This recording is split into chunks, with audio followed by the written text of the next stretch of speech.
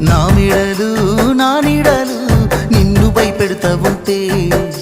వట్టి చేతులతో వస్తానమ్ము నన్ను పెళ్లి చేసుకుంటానంటే నా బాధలు